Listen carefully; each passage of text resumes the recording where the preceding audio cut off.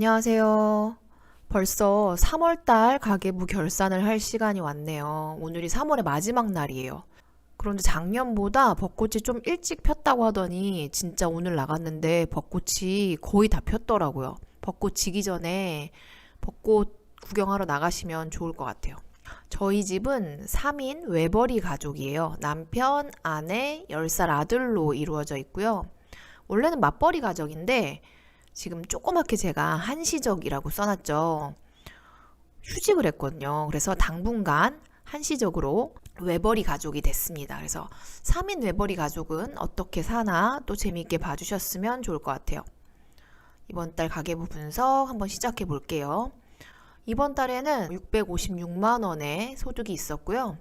총 지출은 217만 원. 그래서 저축은 439만 원을 했어요.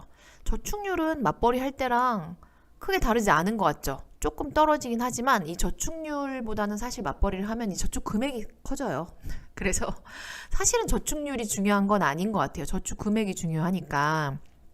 그래도 요만큼 버는 데서 이만큼 저축했다 보여줄 수 있는 거기 때문에 저희는 외벌이를 해도 50% 이상은 저축을 하고 있습니다. 게다가 효도비, 경조사, 기부금을 빼고 저희 세 식구만을 위한 지출은 약 149만 원 정도를 썼어요.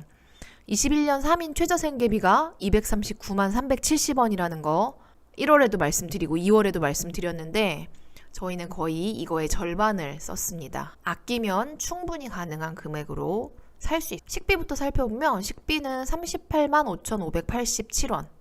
지난달이랑 크게 다르진 않은데 식자재 22만 3,997원, 외식 7만 4,500원, 간식 32,460원, 과일 5만 4,900원 이렇게 나왔거든요. 근데 뭐 식자재는 조금 늘어나기도 했고 과일 값도 조금 더 늘어나기도 했고 그런데 간식이 보면 제가 괄호 쳐놓은 게 지난달 금액이거든요.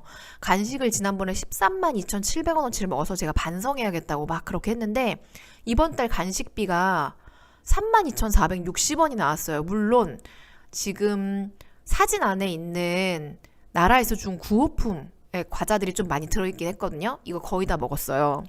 그런데 그래도 과자값 여기 나온 거 한 1, 2만 원밖에 안 되는데 확실히 간식을 훨씬 덜 사 먹은 달이었어요. 지난달 반성이 제대로 이루어졌나 봐요. 물론 제가 다이어트를 시작하기도 했고 신랑하고 아들도 다이어트를 시작했으면 좋겠습니다.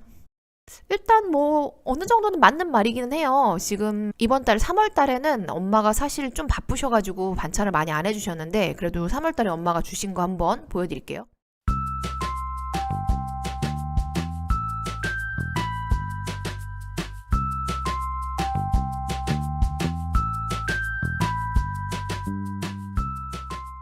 3월 달에도 엄청 받았죠. 그렇기는 해요. 그래서 항상 엄마한테 전 진짜 감사하고 살고 있거든요. 제가 이렇게 매달 가계부를 쓰고 10원짜리 하나까지 아껴가지고 저는 뭘 했을까요? 물론 제가 재테크를 엄청 잘하지는 못했어요. 서울에 집을 산다거나 막 주식을 빵빵 터트린다거나 이러지는 못했는데 저는 이렇게 알뜰살뜰 모은 돈으로 몇 년 전에 집을 두 채 샀어요. 그 두 채 중에 한 채는 제가 지금 살고 있습니다. 그리고 다른 한 채에 만약에 월세를 놓으면 얼마일까 하고 오늘 찾아봤는데 제가 가진 아파트 평수가 월세로 나와 있는 게 지금 없더라고요, 하나도. 요새 전월세가 씨가 말랐다더니. 그래서 저희 아파트랑 같은 아파트인데 단지만 다른 평수를 한번 봤거든요. 보니까 지금 25평은 85만 원의 월세를 받을 수 있게 매물로 나와 있고 그다음 45평은 140만 원의 월세가 올라와 있더라고요. 제가 가진 집은 33평이거든요. 한 100만 원은 넘게 받을 수 있을 것 같죠. 요 가격대를 봤을 때 그 정도 받을 수 있는 집을 가지고 있어요. 그런데 제가 그걸 가지고 월세라 전세를 놓은 건 아니고 거기에 저희 부모님이 사세요. 그리고 부모님은 원래 당신들이 서울에 사시던 집을 월세를 놓고 오셨어요. 엄마 아빠가 원래 서울에 사시면서 소득이 있으셨거든요. 근데 그냥 오시라고 할 수가 없는 거예요. 그래서 제가 그러면 집을 한 채를 더 사서 엄마를 살게 해줄 테니까 엄마는 서울 집을 월세를 놓고 오세요 해서 저희 엄마 아빠가 저랑 같은 아파트 단지에 지금 살고 있거든요. 그래서 생각보다 그래도 제가 너무 그런 뒷골이만큼의 돈을 엄마한테 드리고 음식만 받아 먹는 건 아니라는 거 그냥 이야기하고 싶었어요. 투기를 목적으로 산 건 아니에요. 엄마 아빠도 좀 편히 모시고 이사 걱정 안 하시면서 만약에 여기 이 동네에 전세나 월세로 오셨다면 되게 막 이사를 하시거나 그래야 되잖아요. 그래서 그렇게 엄마 아빠한테 스트레스를 주면서 저희 아이를 봐주고 저희 뭐 조금 생활도 도와주시고 하시라고 그렇게까지는 하고 싶지 않았거든요.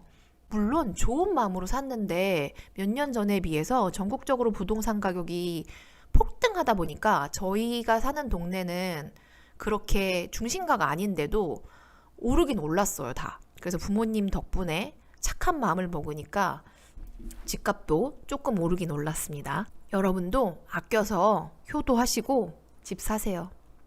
이번 달에는 제가 휴직을 했기 때문에 효도비를 지난달보다는 좀 적게 드렸어요. 그래서 51만 3,500원 나왔네요.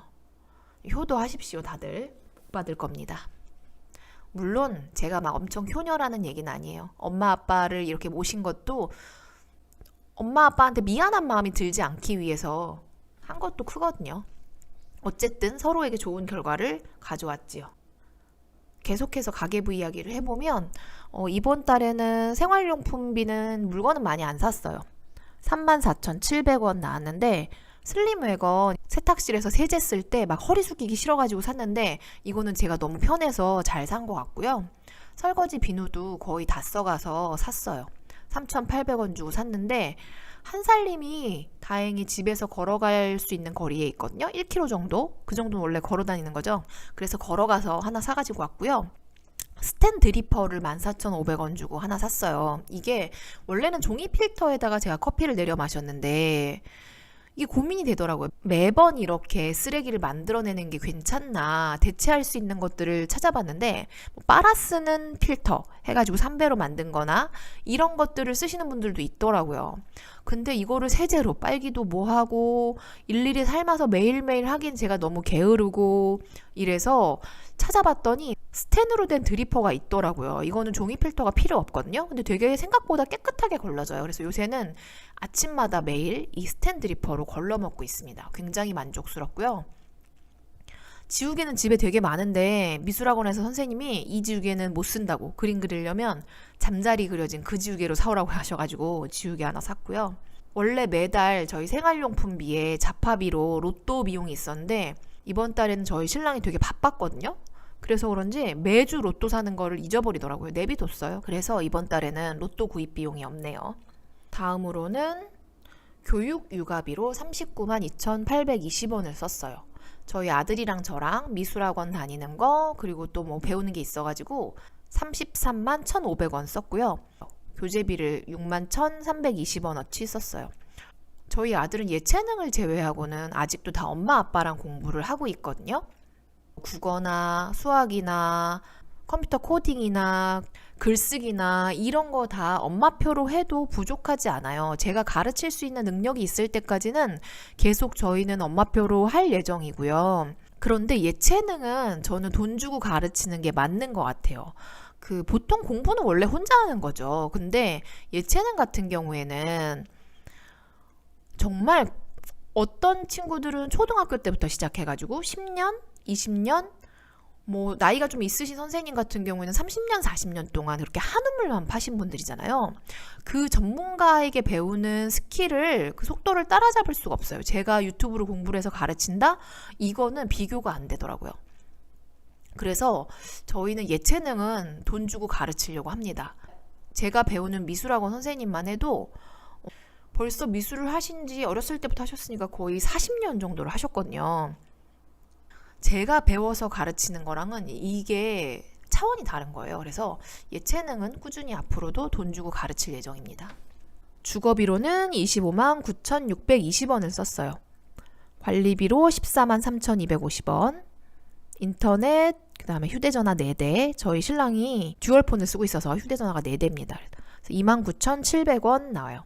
저희는 인터넷 값은 15,400원 그렇게 내고 저 2,200원, 저희 아들 1,100원, 남편이 나머지 11,000원 정도?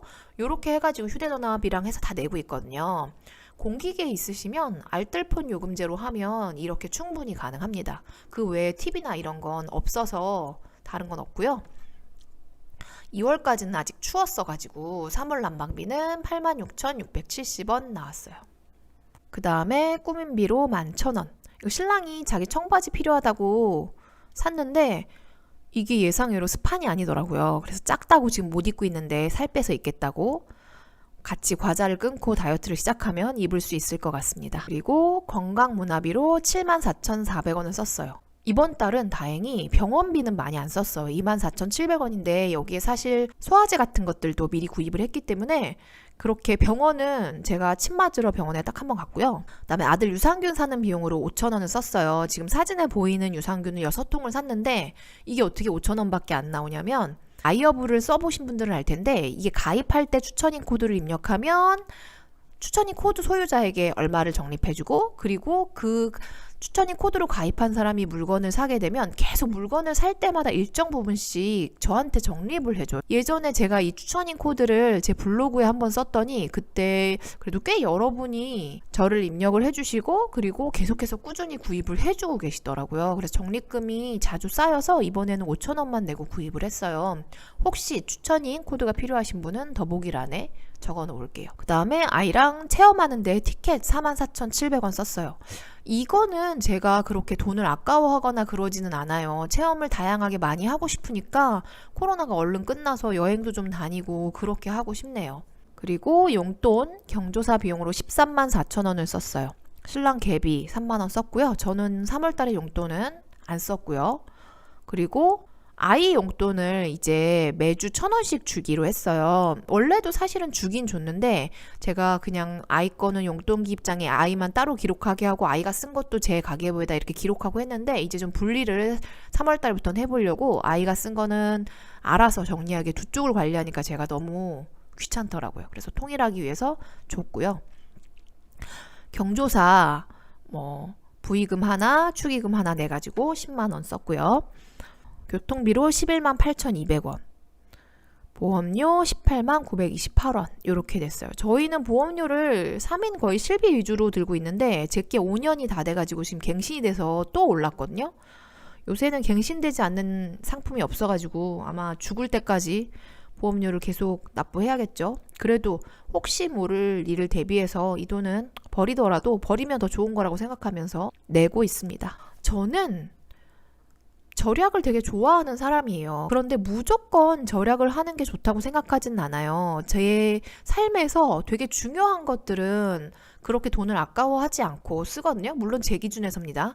제가 새롭게 배우고 싶다거나 뭔가 여행을 간다거나 이런 데는 이제 돈을 아끼지는 않아요. 제가 지금도 미술학원을 다니고 있고 이전에도 서예도 배웠고 캘리도 배웠고 경필도 배웠고 뭐 이런 것들 배우고 싶은 것들은 돈을 내고 배우고 있거든요. 제가 뭐 아이가 아니라서 쓸 데가 없어서 라도 제가 배우고 싶으면 배우는 거예요. 행복하니까요. 그래서 그런 거에는 돈을 아까워하지 않아요. 아이도 마찬가지예요. 엄마 저 수영이 배우고 싶어요. 엄마 저 미술이 배우고 싶어요. 이러면 그건 아까워하지 않고 가르치고 있거든요. 그래서 이 돈을 쓰실 때 우선순위를 좀 정하셨으면 좋겠어요. 저희 집 식비를 보고 뭐 이걸 보고 다 따라 하시는 게 아니라 내 인생에서 이건 되게 행복하고 가치 있으면 그건 쓰셔도 돼요. 어떤 사람들은 정말 유기농 재료로 내가 맛있는 재료를 해서 식구들이 고급지게 먹고 이게 행복하면 식비는 줄이지 않을 수도 있죠. 그 대신 옷을 사는 걸 줄인다던가 이렇게 우선순위를 좀 정해서 생활비를 줄여보시면 좋을 것 같아요. 저는 집도 있고 직업도 있고 뭐 살 만큼 산다고 생각할 수도 있지만 아직도 차가 없거든요. 저희는 이건 감수할 만하다고 생각해요. 그 돈으로 더 가치 있는 것들 하고 싶은 것들이 아직은 많거든요. 이게 또 불편해지면 그때는 차를 사겠죠.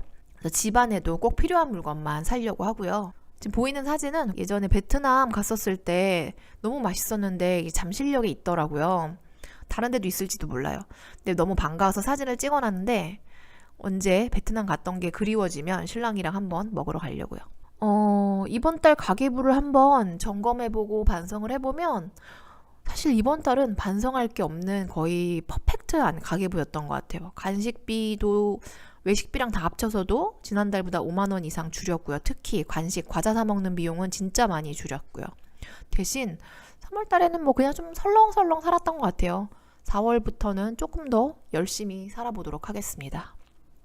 다시 한번 저희 집의 총 지출은 이번 달에 217만 원이었고요. 그리고 기부금, 효도비, 경조사를 제외하면 149만 원을 썼습니다. 보통 순수 생활비라고 말하는 식비, 물건 사는 거, 뭐 병원비 요 정도 합쳐서 저희 이번 달에 49만 원 썼거든요. 그래서 순수 생활비는 49만 원 쓴 거죠. 그런데 저는 이렇게 사는 게 불행하거나 힘들거나 그렇지 않거든요. 막 소비를 참아내서 너무 힘들게 인내하면서 산다기보다는 그냥 내가 좀 즐겁게 줄일 수 있는 부분들을 줄이면서 집중할 수 있는 부분에 집중하고 내 삶을 안정적으로 영위할 수 있게 한다고 생각하시면 될 것 같아요. 저 같은 경우에는 이렇게 오랜 시간 동안 이런 삶이 쌓여서 소득이 갑자기 줄어든다거나 소득이 이번 달에 아예 없어진다고 해서 두렵지 않거든요. 그래서 휴직도 막 이렇게 하고 싶으면 하고 내가 배우고 싶은 거 배우러 다니고 아이랑 놀러 다니고 이렇게 할 수 있거든요. 소비를 줄여놓으면 뭔가 어떤 변화가 두렵지 않아요. 직장을 바꿔서 월급이 잠깐 안 들어온다던가 1, 2년간 내가 해보고 싶은 일을 한다던가 뭐 이런 게 전혀 부담스럽거나 겁나지 않거든요. 그래서 소비를 같이 줄여보시면 좋을 것 같아요. 그러기 위해서는 가계부를 써야 되고요. 가계부를 쓰면 우리 집 돈이 얼마큼 들어오고 그게 어디다 나가는지 알 수 있고 불필요한 지출이 뭐가 어떻게 되고 앞으로 어떻게 돈을 계획적으로 쓸 수 있을지 생각할 수 있거든요. 한번 이번 달부터 써보세요. 어떤 분이 자꾸 가계부를 쓰다가 포기하게 된다고 포기하지 않는 법 있으면 좀 알려주세요 이런 댓글을 다셨던데 사실은 저는 돈을 많이 안 쓰기 때문에 쓸 게 별로 없어서 그럴 수도 있지만 약간의 팁들은 있긴 있어요. 그런 걸 담아서 다음에 영상을 또 한번 만들어 볼게요. 조금만 기다려 주시면 제가 틈나는 대로 또 만들어 보도록 하겠습니다. 이번 달도 행복하게 보내시고 또 4월 가계부 결산에서 만나요.